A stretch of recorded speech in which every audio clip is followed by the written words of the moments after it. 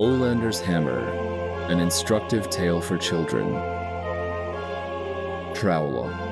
The two children, Frudvig and his younger sister Sylvanda, had been exploring all morning. The noon sun was directly overhead, and everything was warm and bright. They had left their Redguard village, Granitsta, early that morning, for a day in the wilderness, a picnic, and with a stern warning from their father to be home before dark. They crossed a huge field that was bare, save a single rose bush right in the middle. The little girl asked Frudvig about it. "Well," he said, "according to father, a great battle was fought in this place many years ago. The battle was visited by the god of all warriors, Raymond Ebenarm, who caused the leaders to end the battle and return to their homes. It is said that the rose bush grows where he stood that day." "Oh, how exciting," giggled Sylvanda. The children continued their trek, approaching some woods. As they entered the forest, the air became very cool, and a deep quiet seemed to envelop them. "What is that?" Sylvanda pointed to a large hole in the ground, from which protruded a long, thick pole. Around the hole, thorny plants had grown into an impenetrable wall. "I don't know," said Frudvig, "but let's see if we can get a closer look." "Stop." They did. Looking beyond the hole, the children saw an elderly Redguard of many years.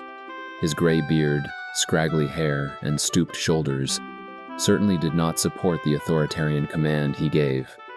But the children stopped just the same as he approached. "Who are you?" stammered Frudvig, as Sylvanda carefully tucked herself behind her brother's back. "My name is Hennig Grovinger, and I live in these woods." "Why can't we examine yon hole, Master Grovinger?" asked Frudvig. "Because, my dear children, it and what it holds are cursed. Now just what are you?" he stuttered, mimicking Frudvig. Finally gaining his composure, Frudvig said, "I am Frudvig Agi Mur of the village Granitsta. This is my sister Sylvanda. We are on an outing. Can you tell us about this mysterious hole?" "Well," said the old man as he slowly settled to the ground, "why don't you sit here with me for a while, and I will tell you about Oelander's Hammer. That's the handle of the fabled weapon sticking out from yonder chasm." With this, the children also settled into sitting positions in front of the old Redguard Ranger. Grovinger began, "Many years ago there was a huge battle fought in this very field." "Oh yes, I know," said Sylvanda, interrupting the old man. "It was ended by the warrior god Raymond Ebenarm, and the magic rose bush grows where he stood that day," she continued breathlessly. The old man sternly cleared his throat, causing the little girl to again shrink behind her brother. "Now, if I may continue without interruption. On the day that battle ended, a young Redguard soldier stopped in this spot as he was leaving to go to his home. He carried the equipment he had used on the field, which included a marvelously fashioned warhammer that had been given to him by his father.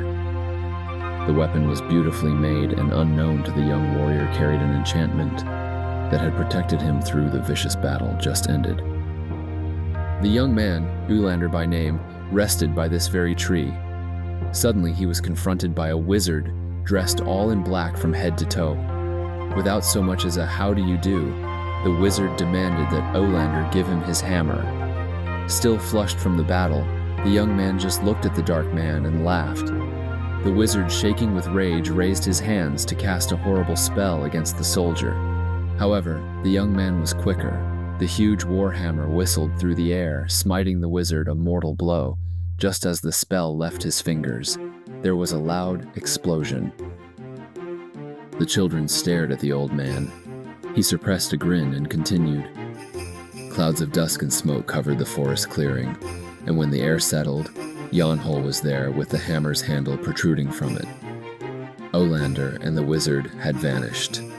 The thorny vines you see grew up immediately around the hole, and to this day, no one has been able to approach it close enough to remove that marvelous weapon. Many have tried, and all have failed. It is said that only someone of tremendous merit can take it. All of a sudden, both children in unison stood and shouted, Oh, look how the day has gone. We must go. If we are late getting home, our father will be most unhappy with us." As they turned to leave, Frodvig said to the old man, "Thank you, Master Grovinger, for telling us of Oelander's hammer. You know, I may just come back one day and try to retrieve it." As they disappeared from his view, the old man said to himself, "Ah yes, Master Frodvig A.J. Mur, you just might do that.